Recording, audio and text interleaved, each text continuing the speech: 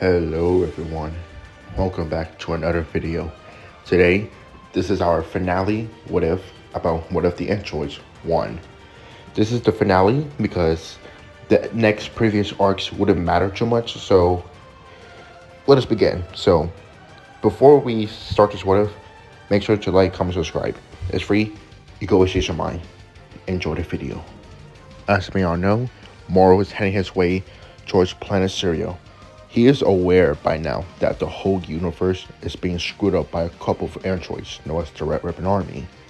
And because the Red Ribbon Army are taking so many planets over, at first he does want to go to Namek, but realizing that it's not a good idea since he has no idea if Namek was invaded or not, which by now it is. Because the Red Ribbon Army are going everywhere. They would have found every planet by now, taken over, but it's a miracle they haven't found planet Syrio yet. And Moro does want to go there? Because, yeah, you may think that how does Moro even knows? Well, some galactic prisoners could have at least some knowledge of planet Syrio. Plus, there's Crabberry too. Crabberry was part of the Frieza Force, so he could at least know about planet Syrio. Which Moro would have read his mind by now. And he would see that, oh, planet Syrio has Manekians before, so that's his only hope he could get the Dragon Ball at. And hopefully that, they could take over that planet. Now, the reason why the androids didn't go to planet Syrio is because either one, they didn't found the planet yet, or two, they probably do know the planet, but since the planet's pretty much screwed up, they think that it's not that much value since they heard that Frieza take over it, so probably every publisher's dead, so it's not worth going there. Which is their mistake on that part.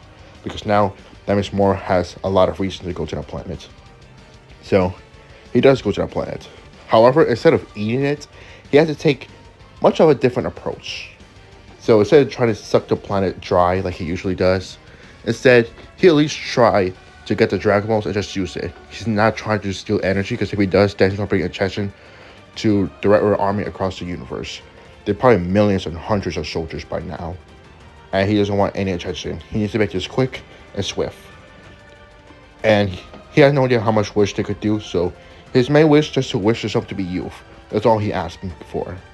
So, once he makes his way to the Dragon Balls, or at least trying to find them, he was eventually attacked by a strange species. And he thought that these species were, cut and dry a long time ago, or dead. That species we're talking about is Granola, the survivor. Granola is the last Cerulean species left in the planet. And he has no idea who Moro is, but he could sense Moro's crazy amount of energy. It's like he's sensing the thousand of screaming souls in him. And of course, Moro could able to defeat Granola, since he's probably much stronger than him. Although, at least at his stage currently, not really, but he could steal his energy and the planet itself. But again, he wanted to make sure to make a different approach. So instead of attacking back, or at least not yet, he tried to appeal to Granola, saying that yes, he could sense his scary energy, but he wanted to work together. He could sense how strong Granola is. He could see his strength. Like, he's trying to join Granola, like, have Granola join him. Although Granola is not going to trust this guy so easily. They fight briefly, but once again, Moro will try to take a different approach. He tells Granola, look at them. By now, they're probably the only strongest beings in the universe, or at least assumed to be. The Rebel Army out in space, they're taking over so many planets. He had no idea what Granola's doing, but he tells him, whatever he's doing, he's not making any benefits if go out to space. Since almost every single Rebel Army, people, military, they're taking over planets. And by now, they might be next. This planet might be next. He isn't trying to be a threat right now. He's actually looking for alliances.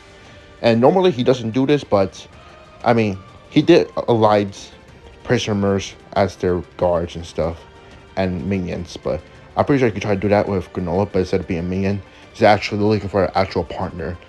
Someone to at least rebel against the Red Ribbon Army. Although he does have selfish reasons behind it, but he doesn't tell us it. He just tries to at least get the Granola to his side. So he tells him they should work together. With Moro's magic and Granola's precise vision, they could take out the Red Ribbon Army for good. All he needs is just a wish to become youth. That's all he asked for. And he promised Granola. Once he gets his youth, they could just team up and fight the Red Army. He'll leave his planet alone and he won't come back. Again, Granola is hesitant, but what Moro said is correct. The Red Army are taking over many planets, and it's hard for him and the Leg to make business since there's so many planets that be taken over. There's no point doing bounty stuff or hunting, and this is kind of a desperate situation because they're in a desperate situation right now, and well, Granola has no choice. He does finally agrees, but like he said, he better not try anything funny because or else Granola will have to shoot him down, which Moro doesn't think he could do anything to him, but again, he agrees.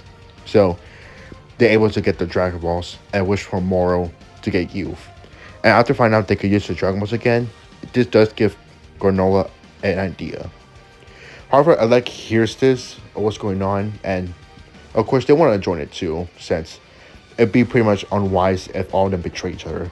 Right now, they're the only strongest persons left in this universe. At least they assume so.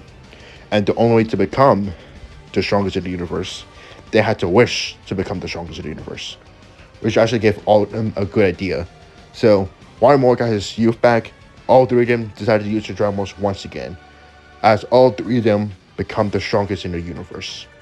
Which means that all three of them are above not towards each other, but also against the androids. And now all of them are confident they could get ready to face off the Red Army. Now, what's going on with the Red Army? Well, of course, they're all back on Earth. They're doing whatever their means. Cooler is able to master this platform without any energy training leak. Perfect Cell is gaining a grasp of his new forms. Also trying to train to surpass Lord Beerus, since that's their goal right now.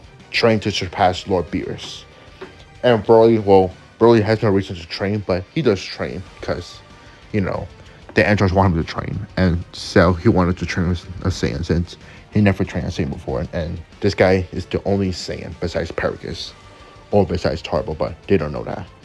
Of course, we got another powerful android known as Android 22, which 22 happens to be the strongest out of everyone. She is new. She just been built not recently ago. So she is strong, but not stronger than the androids. Well, at least not yet. She does go into Beerus' planet, trying to train, trying to learn what they have to offer. But yeah. But while everyone just get ready to have an all-out battle with 17, 18, 13, and Cell wanted to fight each other, all of a sudden, multiple shots fire from the sky, hitting Android 17's vital points.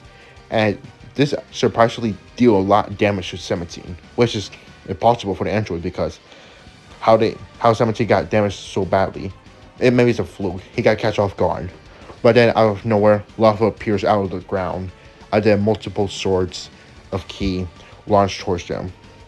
The android is able to dodge, and some of them were catched by the hits, but they recover fast. And as they see Granola lands an adult version or an older, taller version of Gas, and then Moro at his final form. Moro has already broken free of the Galactic prisoners since he's now the strongest in the universe. He's able to break out every prisoner easily. And for extra insurance, he absorbs 7-3 just to get extra more power boosts. So, and just in case, he also copied the data of Granola and Gas, so that way he has both their abilities.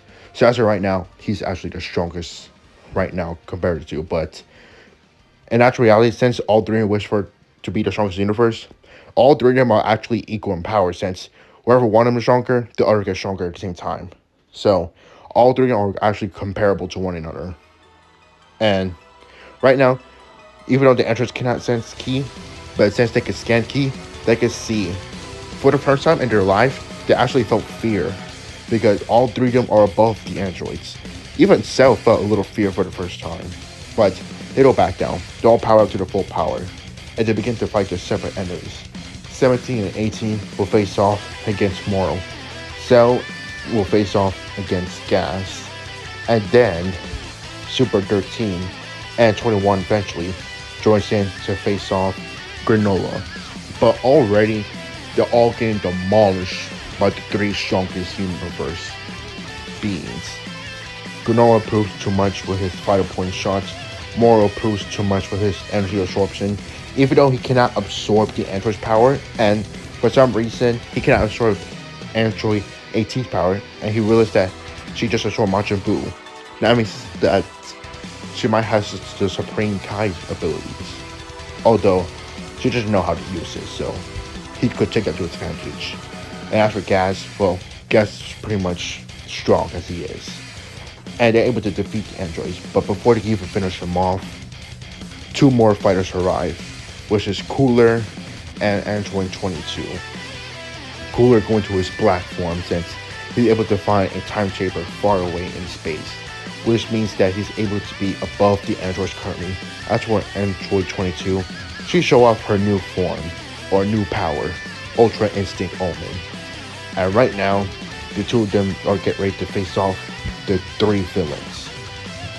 So now they all begin to rush in, clashing with one another. Cooler is actually doing more damage. Like, he's able to harm Granola, he's able to do something with Gas.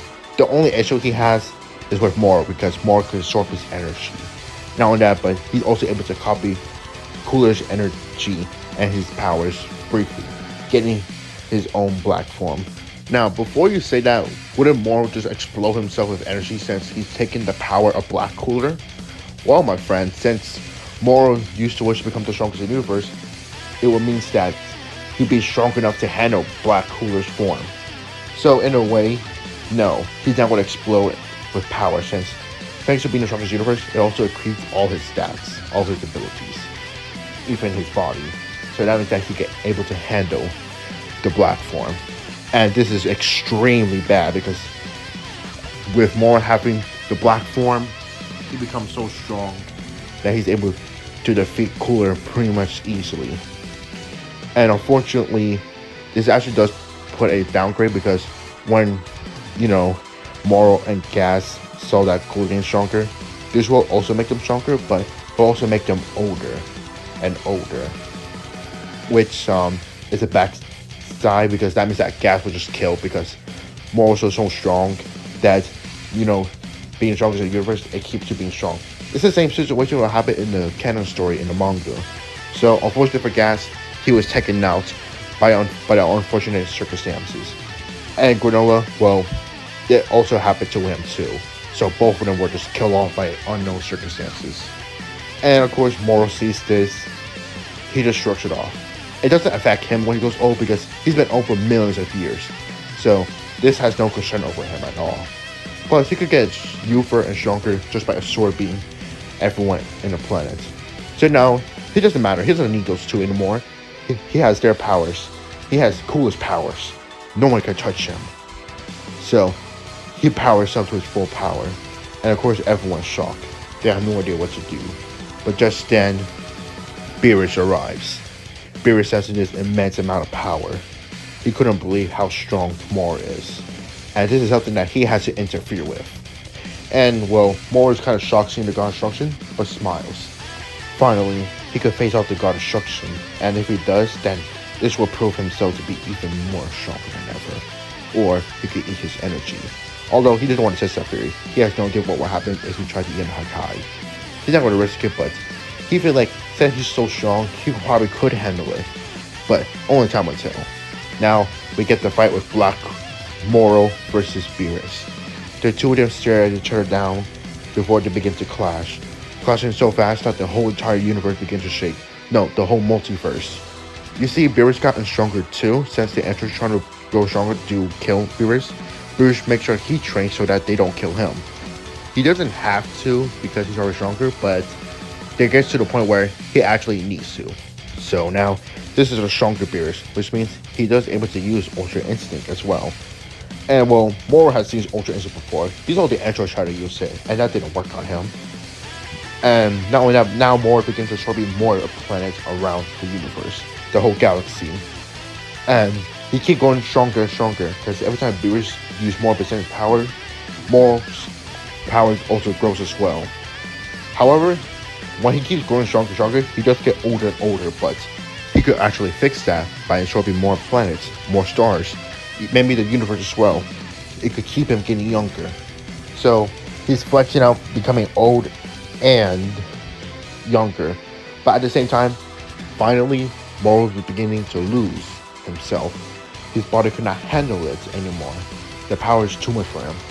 And now he became much older, faster than the rate that he could make himself younger by his orbit planets. So that means that Moro's getting older and older, and he's getting weaker and weaker too. Beerus keep using more and more power, and not only that, but Moro's also keep absorbing more power, using more power as new forms. And something similar happened to Gas and Granola. He just goes old so fast that he just decays away. He just explodes, decays away to nothing. So his own power, his own greed became his own doing. It killed himself. And Beerus actually does have to go full power against Moro, since Moro was pretty much winning against him. But since Moro just died himself out, it just saved Beerus. And Beerus sees that Moro has surpassed him, but he cannot let Moro just live on in the other world. So he actually goes to the other world, and before Moro could even realize what happened, Beerus appeared right in front of him and Hakkai's him. With the help of Whis, of course. But Beerus is not in a happy mood. He finally has enough with these mortals. These mortals somehow become the strongest in the universe. The androids keep taking over worlds. If anything, now that he thinks about it, it was kind of his fault. He kept them alive for so long. He kept himself sleeping all day. If he were awake, he wouldn't let these androids take over the planets. Now that he thinks about it, it was Beerus' fault. He let these androids live on this long enough. He let the Rebel Army live on this long enough. And if anything, he's the one who let the mortal level go down so badly. And with all these factors behind him now, and after seeing how strong Moro is, it just clicks with him. He's been so blind, so stupid about finding a rival. The androids are not rivals. They're complete maniacs. So he actually have enough. So once he destroys Moro, he tells Whis to take him to Earth, but not into the planet itself. Whis kind of see what Beerus was about to do, and he gladly replied. Once they arrive on Earth, Beerus doesn't even say anything. He lifts his finger up and fires a huge blast. Not just an ordinary blast, but a Hakkai blast. The androids, Cooler, and Cell look up in the sky, seeing a giant Hakkai energy ball coming out their way. There's nothing they really could do since they're really weakened by now. But, however, only 2 people able to escape, that being Android 22 and Cooler. Both of them are able to just quickly left, since Cooler was actually stronger than Cell, and well, Cooler has a lot of energy with him. As for Android 22, she actually able to absorb Android 18 in a matter of seconds, taking her Martian abilities, and also merging 17-18 within her, leaving 13 behind and Perfect Cell behind, as well as everyone else in the planet. So besides Android 22 and Cooler, everyone on Earth has been Hakkai, completely destroyed, which means Gero, the remaining survivors, the Rebel Army workers, Dr. Hedo, everyone on Earth, they're all gone, completely erased. Beerus yawns, and then he decided to take his anchor out on every single Rebel Army ships and fleets out of his own anchor to make sure the Rebel Army is completely destroyed. However, what happened to Android 22 and Cooler? 22 makes sure to make Cooler suppress his energy as much as he can to fake his death. And well, Cooler's ship is waiting for them miles away, which they took. And since Beerus now able to sense 22, they're able to keep themselves hidden from Beerus, at least for now. And of course, 22 and Cooler are the last remaining soldiers, but there's nothing really to do. 22 now has a main goal, to kill Beerus. She will master Ultra Instinct. She will master the new Martian abilities she's stolen. And as for Cooler, Cooler will find a way to surpass his own limits and perhaps find a form that's greater than his black form. They are known where to go, but thankfully, the scientists and Gero were able to defend a new machine. A machine where they could travel to different universes. And so, they would take that chance. They used the portal to take themselves to a universe known as Universe 6. And right now, they hit inside Universe 6, and the portal closed. And so, as a series. Yeah, this is probably the ending you're not expecting, right? Well, now we're gonna do original series about Cooler and 22. So we're gonna do their conquests of their different universe when they travel. Thanks for watching. It's been fun making this what if. I'll see you guys next time. See ya.